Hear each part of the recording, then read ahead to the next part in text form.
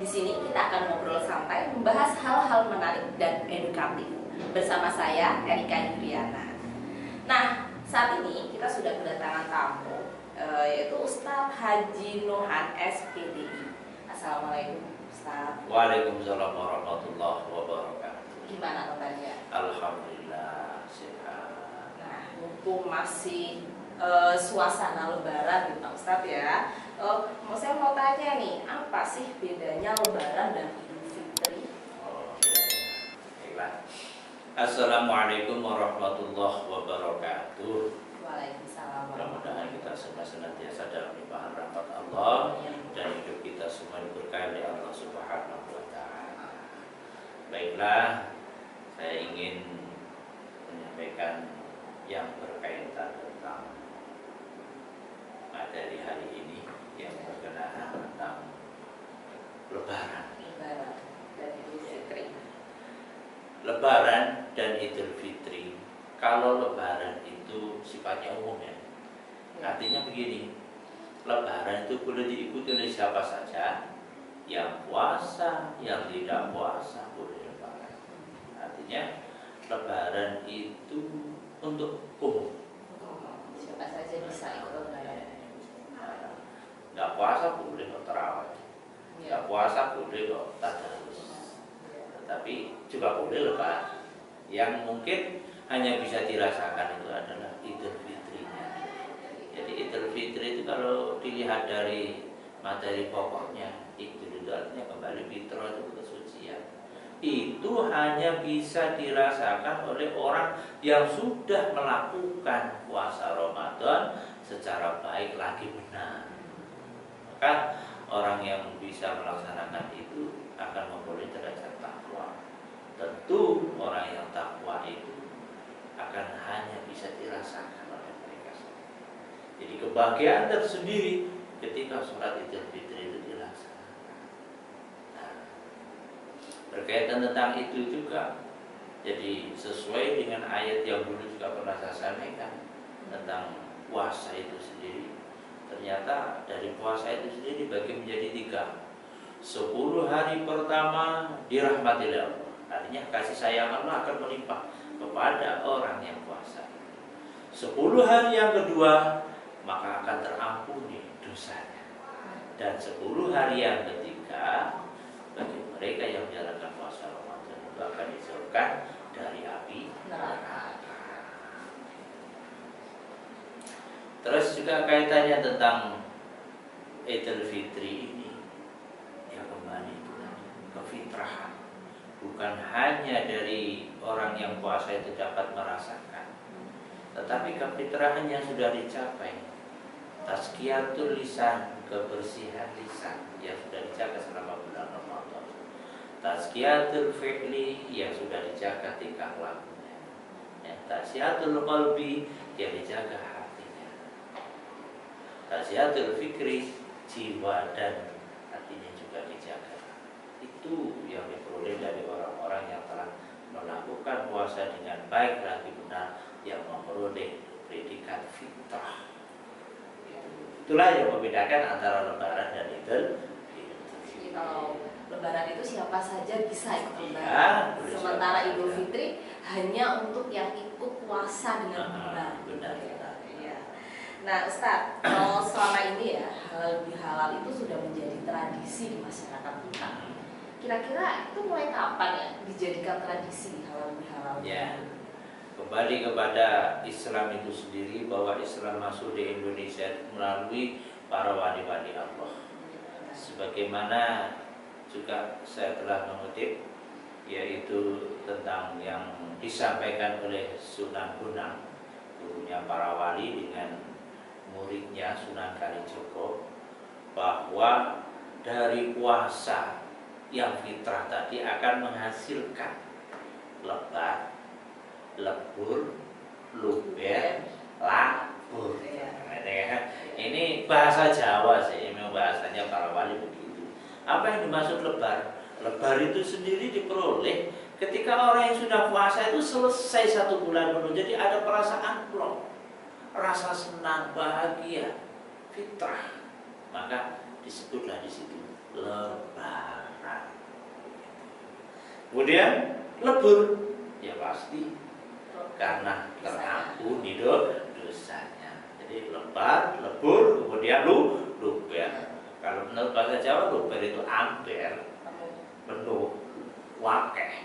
Artinya begini, ya, orang yang menjalankan ketaatan dengan sebenar-benarnya selama bulan Ramadan itu sendiri akan penuh dengan kebaikan. Pahala yang diperolehnya, ada perasaan nikmat yang tidak bisa dirasakan oleh orang. Dan yang keempat adalah labur. Kalau menurut dari bahasa, labur itu sesuatu yang gelap menjadi putih. Kalau zaman dulu kan belum ada cat ya, maka menggunakanlah lamping. Maka orang-orang yang sudah puasa di kampung itu sendiri untuk menyambut Ramadan, menyambut hari raya itu datang, ya bukan hanya dari persiapan di dalam rumah, tapi di luar rumah, bahkan rumahnya dilabur putih. Nah, sedangkan putih di sini adalah gambaran dari kefitrahan, kesucian. Sekali lagi, itulah yang membedakan antara Lebaran dan Idul Fitri. Oke, berlanjutan dengan halal bihalal. Halal bihalal itu ada di Indonesia. Kita tahu dari kecil. Halal bihalal itu bermuara. Orang Islam di Indonesia itu memang orang-orang yang cerdas ya. Para wali itu orang-orang yang hebat. Makanya dikatakan di situ, saya mendengarkan hadisnya yang disampaikan oleh para wali, hadis Rasulullah itu. Ketika itu Rasulullah menjawab amin 3 kali. Dan para sahabat bertanya, ya Rasul, amin apa yang kau ucapkan? Maka Rasul menjawab, aku mendengarkan permohonan doanya malaikat Jibril untuk bulan Syawal. Apa itu wahai Rasul? Ketika 1 Syawal malaikat Jibril itu berdoa, ya Allah, jangan kau terima pahala dan doanya orang-orang yang durhaka kepada orang tuanya. Dalam hal ini anak-anak.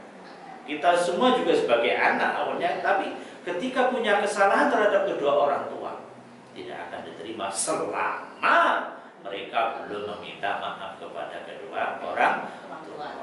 Ini yang mengikat halal bihalal. Yang kedua, ketika doa itu sudah diucapkan, maka Nabi menjawab amin.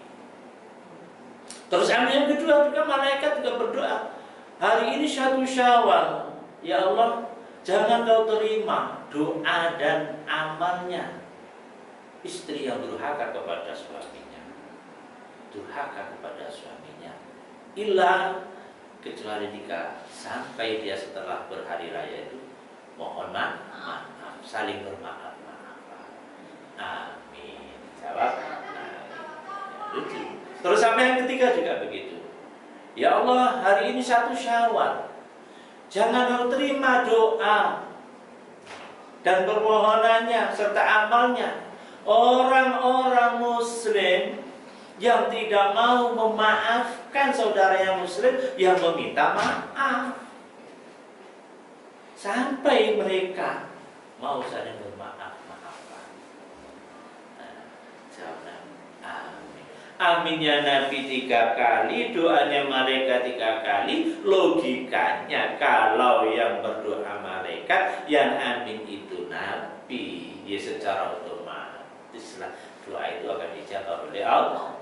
Inilah muara dari adalah halal bihalal yang ada di Indonesia. Muaranya di sini. Jadi kita menyadari secara vertikal hablum minallah sudah terampuni oleh puasa selama 1 bulan, dan secara horizontal hablum minannas akan terampuni jika ada di antara mereka itu sudah saling meminta maaf sehingga benar-benar fitrah. Jadi kembali kepada Lebaran dan Idul Fitri. Ini muaranya halal bihalal dan berkembang di Indonesia sampai hari ini. Nah, kalau di MTSN Sepuh Banyuwangi ini setiap tahun ya selalu ada halal bihalal ya Pak. Nah, kegiatannya seperti apa Pak kalau halal bihalal ini? Oke, halal bihalal yang ada di Indonesia, yang ada di sekolah-sekolah juga tidak lepas daripada kata maaf. Ya, yang ada tradisi di sekolah dari sekolah kami tercinta MTSN Negeri 10 Banyuwangi ini, Bapak Kepala Sekolah menginstruksikan ketika besok mau masuk itu sudah ada yang terus lewat WA bahwa semuanya tidak ada terkecuali harus masuk sekolah. Nah, di sini halal bihalal di madrasah ini masuk pertama kali di hadapan para siswa dan juga guru-guru yang lain juga berkumpul di sini. Saling memaafkan. Nah, di sana Bapak Kepala Sekolah juga mewakili Dewan Guru terlebih dahulu memintakan maaf kepada anak-anak, juga menyampaikan bahwa guru-guru pun juga memaafkan. Maka antara siswa dan guru ini take and give, saling memberi dan saling menerima, terjadilah kefitrahan dan diakhiri dengan bersalam. Dan itu budaya yang ada di MTS 10 dari dulu.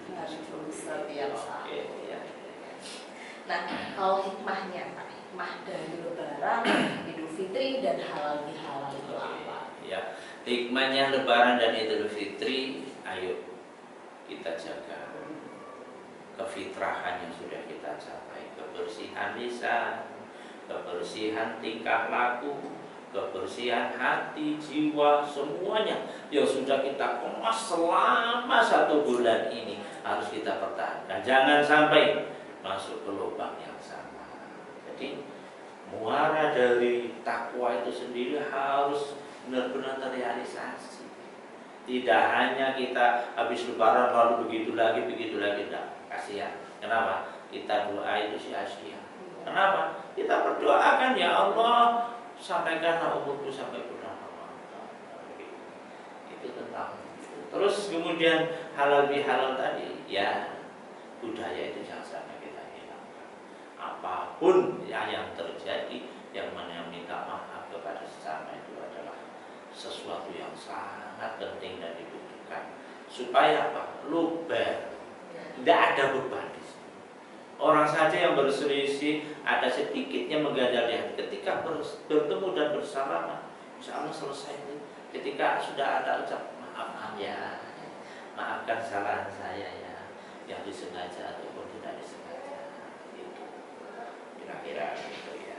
Ya, terima kasih Pak atas waktunya sudah hadir di podcast kami. Nah, demikian tadi obrolan kita dengan Ustadz Haji Nohan SPDI. Semoga kita semua bisa mengambil hikmah dari Lebaran dan tradisi halal bihalal. Wassalamualaikum warahmatullahi wabarakatuh.